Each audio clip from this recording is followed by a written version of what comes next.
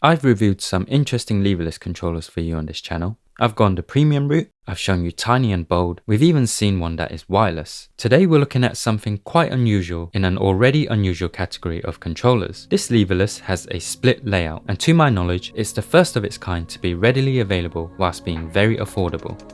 I present to you the Tikitaka S series.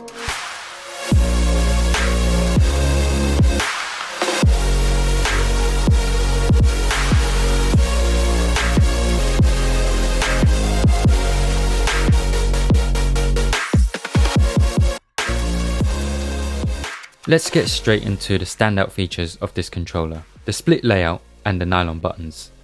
I made a video with beginner leverless tips a few months ago, and the most contentious point was regarding which thumb to use for jump. I had a couple of fired up commenters demanding why I would even dare to suggest the right thumb for jumping.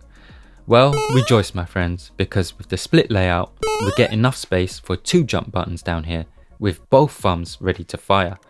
You can even bind a third up here to satisfy your sick fantasies and have all of the jumps, you freak. But anyway, why would you even want 2 jumps down here at the same time? We'll get back to that later in the video when I show you how it all works.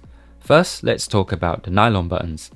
The smaller ones are 20mm and the large ones are 25mm. They have a coarse, grainy finish on them that reminds me of smooth bricks. I would imagine this material should be good against sweat corrosion, which some buttons can fall victim to. Sensations feel heightened when I play with these, and I did get used to them very quickly to the point where they've become pleasing, kind of like those massage slippers we used to wear in the 90s. I've never felt anything like this from any buttons on other leverless controllers, sticks, pads or arcade cabinets. The nylon buttons are unique and definitely an interesting choice. The button rims are made of the same stuff, and as you know from my Cosmox R16 review, I am a fan of button rims. I think they look great and evoke the old school arcade feel. Sliding for 360 motions isn't the best on this controller. I can get away with it by using the joint of my finger and sliding diagonally, but it's nowhere near as easy and smooth as doing this on the Kitsune or M Plus series by Cosmox. OCD bros will be happy to hear that the 2 large buttons cradle the center line nicely. The distance isn't equal on the edges because of the L1 and L2 buttons, but all the other buttons are centralized, so it's not uncomfortable to look at.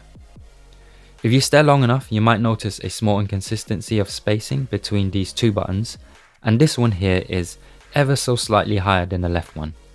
It's fitted with Kale low profile chalk red V1 switches, and they have positioning buckles which frame the switches in place, so there's minimal button wobble. They do feel more stable compared to most leverless controllers I've used. The function buttons are okay. They can't escape the fundamental wobbliness inherent with this style of button. We've seen similar ones on Cosmox's models and other AliExpress leverless controllers. Tikitaka put a lot of effort into making them feel solid and clicky though, and overall I'm satisfied with them. The body is constructed with the acrylic sandwich build, and it's 300x200mm with a generous chin which I love, and it's just 12mm thick. There are 3 USB-C sockets, so you get to choose which angle is more convenient for you, but there is no EXT port, so it's not possible to plug in a low footprint dongle like the Boota 5 for PS5 compatibility. It does work perfectly fine with the Brookwingman though, which connects directly into the PS5, and I haven't had any timeouts and no noticeable lag. Click the link in the description if you need one.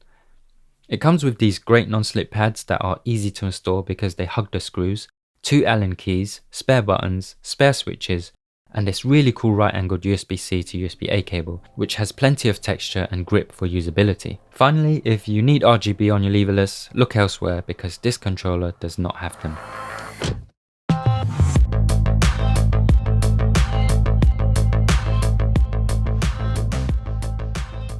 The Tikitaka S is fitted with a Raspberry Pi running on the GP24CE software. That means it has the usual advantages of most modern leverless controllers like SOCD modes, compatibility with different platforms, super low latency, and custom button mapping. To set up my 2 jump Super Saiyan mode, I go into the web configurator, go to the configuration tab, profile settings, and choose profile 2. Don't change profile 1 because that's the core configuration. Leave it alone. I consult the pin mapping that came with the instructions and choose to bind up to pin 2 and 24. Don't forget to map LS to pin 23 and RS to pin 29 because we need those for training modes. Click save at the bottom.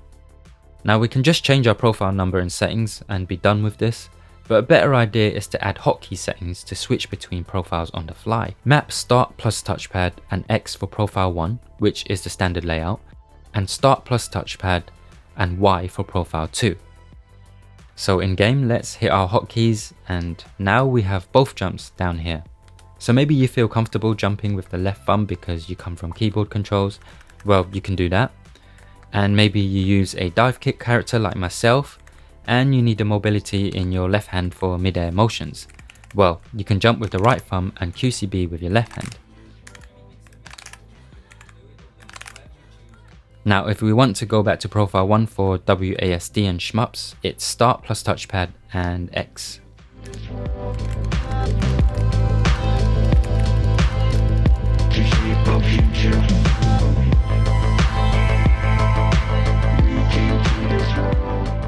As mentioned earlier, the Tiki uses an acrylic sandwich build, which means it's easy to take apart.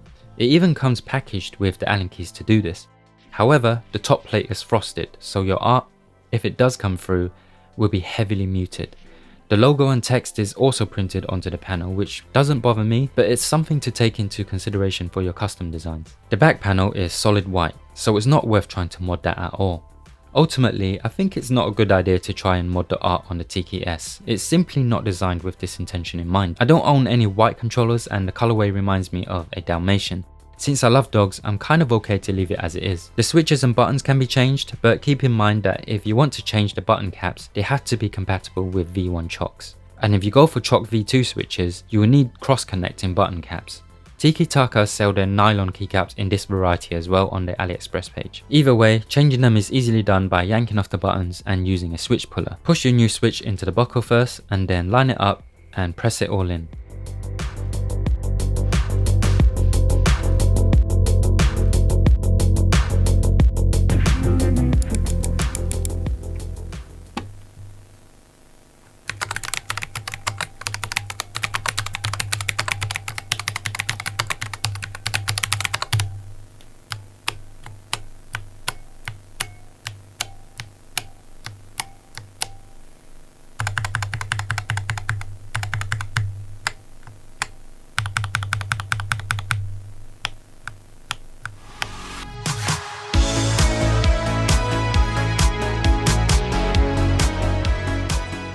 The split layout does feel less cramped than the standard leverless layout, but then my average hands never had a problem with the standard layout anyway.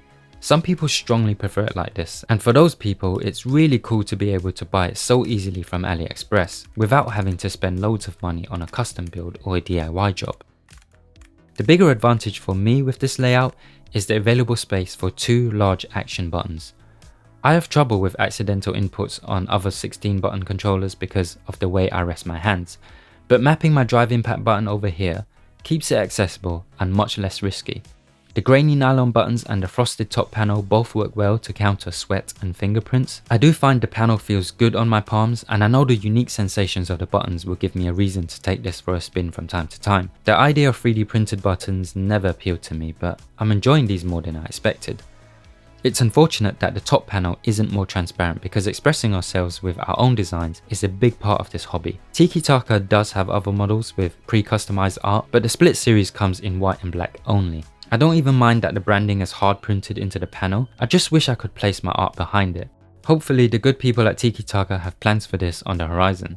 I do also recommend that any potential buyers strongly consider replacing the switches. This is nothing against Tikitaka, but to me, Kale low profile reds are too rattly and they sound pingy on this controller. I recommend my current favourite switches, the wind engines. These sound and feel much better than the reds, but do bear in mind you would have to get a new set of cross-connecting caps if you go this route. Links in the description. So let's summarise who this controller is for. The Tiki Split series is good for players who want extra space for their hands and have a particular use for the additional large button. The anti-fingerprint materials are great for those who appreciate a clean look.